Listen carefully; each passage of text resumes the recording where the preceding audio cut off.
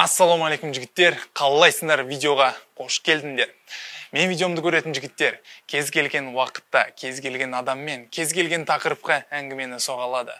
Ал бірақ егер де мәселе қыздарға келетін болса, ана тұрған әдемі қызды қызықтыру үшін қандай бір крутой нәрсе айтсам екен, немесе қыздарға ұнау үшін өзімді қалай ұстасам екен деген сияқты сені сұрақтар мазалауы мүмкін. Егер де орысшымен сені мазаласа, онда бүгінгі видеода мен саған екі трюкпен бөлісетін боламын, чтобы сен қыздармен жүрген кезде өзіңді максимально сенімді сезіну үшін.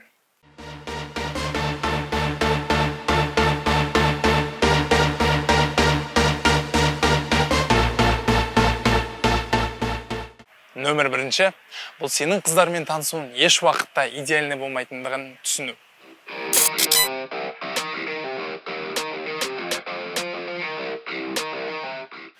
Сенің қаншалықты репетировать етіп, барлығын дайындап шыққанына қарамастан, сен танысуың еш уақытта идеально бола алмайды. Себебі бұл жақта сен ғана емес, бұл жақта екінші адам да қатысып тұр. А значит, сен қаншалықты бір крутой шутка айтып жіберсең де, ол сені может быть бірінші попыткадан түсінбей қалады.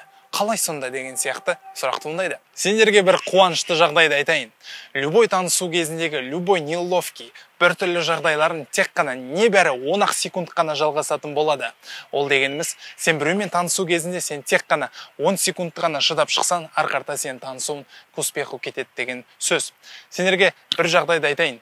Өзім, мен уже когда-то біреумен танысқан кезде, әбден уже барлығын танысып, менің атым Нұржан деп, енді ғана бетіп қолымды берейін жатқан кезде бір тасқа шалын кетіп, чуть-чуть баспен қадалып қала жаздағам. И, конечно же, ол қыз күле қалды, и мен тоже күлдім. Но потом мен есімді жинадым, ойладым. Ладно, 10 секунд өтті, ендеше арқарта жалғастырып таныса берсе болады деп. Сондықтан да өзін ойланып көр. 10 секунд ішінде өзінің страхынды, өзінің эгоңды жұтып, барып қыздармен таныса қаласың. Немесе одан кейін 10 секундты осознанно өткізіп, арқарта неге мен оның нөмірін алмадым деген сияқты жылап жатасың үйінде. Таңдау өзінде.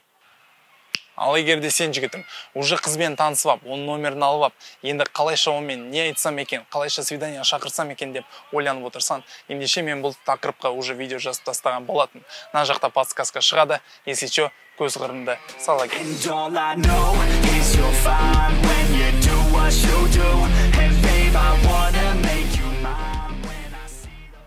Нөмір екінші, бұл қызбен сөйлесетін кезде моментте болу.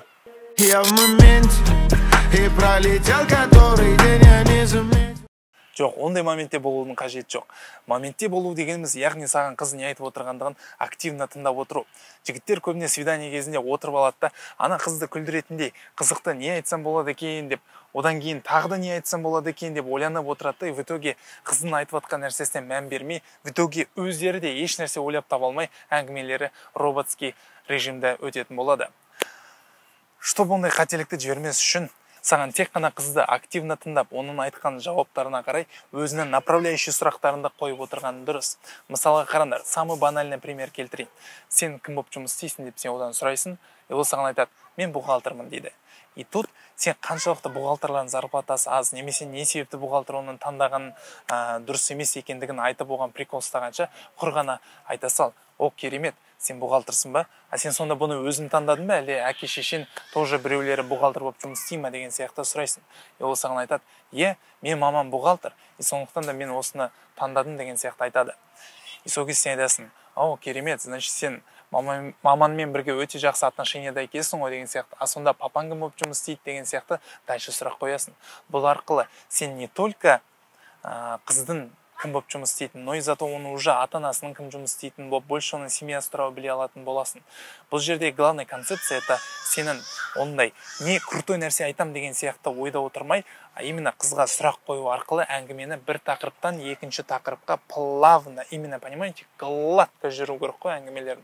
Барлық мәселе сода болса. Ал жарайды жігіттер, күн бата бастады, дала қараңғы бола бастады. Ендеше видеомызды осы жерден аяқтай берейік. Егер де саған видео ұнаса, әдеттегідей лайк қоя сал. Егер де видео ұнамай жатса, онда дизлайк қойып, комментарийға жаза сал. Не себепті саған бұл видео ұнамағанын. Подписка жасай бер, себебі алдыда әлі қызықты видеолар сені күтетін болады. Қоштаспаймыз, өздеріне деген сенімдеріңді жоғалтпаңдар жігіттер. Давайте. And babe, I wanna make you mine. When I see those hips move, I'll